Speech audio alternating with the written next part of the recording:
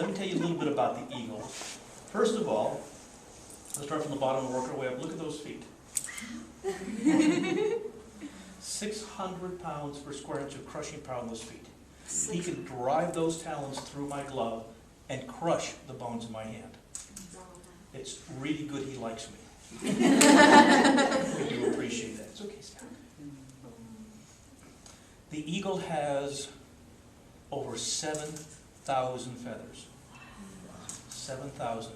Now there are many native peoples that believe that if you say your prayers with an eagle feather, the eagle feather will carry your prayers to God. Well, I have over 7,000 of them. I'm in really good shape. All 7,000 feathers only weigh about 20 ounces in weight. And of course, the bones of birds are hollow. So his skeletal structure, again, is only about 20 ounces in weight. Yet there's a portion of my eagle's body that represents half of his total body weight. And that's the large chest muscles right here, the pectoral muscles. And those large chest muscles are the motors that he uses to drive that 6-foot wingspan that allows eagles to fly where hawks and falcons cannot. For eagles have been spotted at altitudes of greater than 30,000 feet. Wow. And this eagle can comfortably soar. I warned him that he was going to poop on the floor. I said that would be a blessing. I let you guys know that's what he's going to do.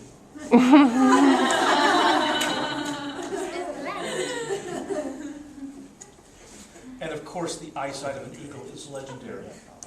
Let me tell you truly how well an eagle can see. Here is a 7-pound creature. A 7-pound creature with eyes larger than yours. Wow. This eagle can spot a jackrabbit 5 miles away. Wow. Now, I have dedicated my life to caring for these animals. I've been rescuing eagles for more than 40 years. And that's actually, we do have our book out. That's why I'm down here actually for the book festival to do it, and we've doing a book signing. But anyway, the book is my life story of 40 years of wildlife rescue, the wisdom of grandparents, and keeping promises. The very first story in the book is my earliest childhood memories when I was terrified of birds. Wow. I would see a sparrow fly overhead and I would scream and run for the house. With the help of very, very wise grandparents and other mentors, not only got me past my fear of birds, but to become the first person in North America licensed to train a wild eagle in the ancient art of falconry. Wow, that's pretty good. Now, this eagle is what we call a depredation bird, which basically, like I said, a farmer felt it was a threat to his livestock. In most cases, these birds, if they are not shot, if they are captured, we cannot relocate them. They're migratory. I just turned him loose, and he could leave Tucson here, and within a day be back in Wyoming. Wow. They're migratory. So birds like this, generally, if they are rescued, and most of them are not, they end up in a cage for the rest of their lives. Oh. Because we can't. They'll just go right back to Wyoming and get shot. Because of my special state and federal permits, this bird is trained in falconry, so this eagle flies free. He goes thousands of feet in the sky. He flies with the wild eagles, and he follows me as I flush out jackrabbits for him to catch. So he flies like an eagle, he hunts like an eagle, and we still have him available for our school programs, scout programs, and community events. So this eagle does what no other eagle does, and that is that he does double duty. In fact, when I take him out on the desert, in fact,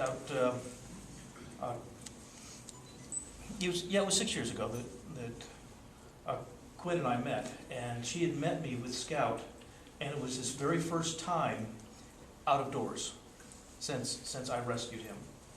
And we were out in the Parowan Gap, which is sacred ground, and we were sitting there quietly, and I was feeding him when Quinn pulled up and says, "Are you feeding an eagle?"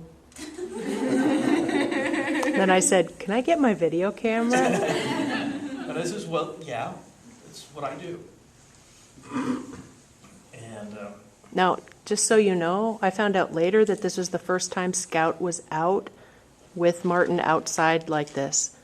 And that video that I posted, Eagle Man, that's that time. They're touching heads.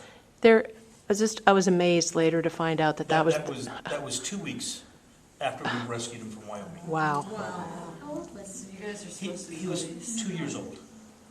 Oh. But I have been, like I said, He disagreed. He said yes, no. he's such a good guy. He's such a dear friend. And so, we go out, this comes off, he flies free. He flies with the wild eagles. And you look up in the sky, you see 2 or 3 eagles soaring together, and I go, well, I think that's my eagle. But it's a little hard to tell because he's so far away. And you always have to wonder what they're talking about. You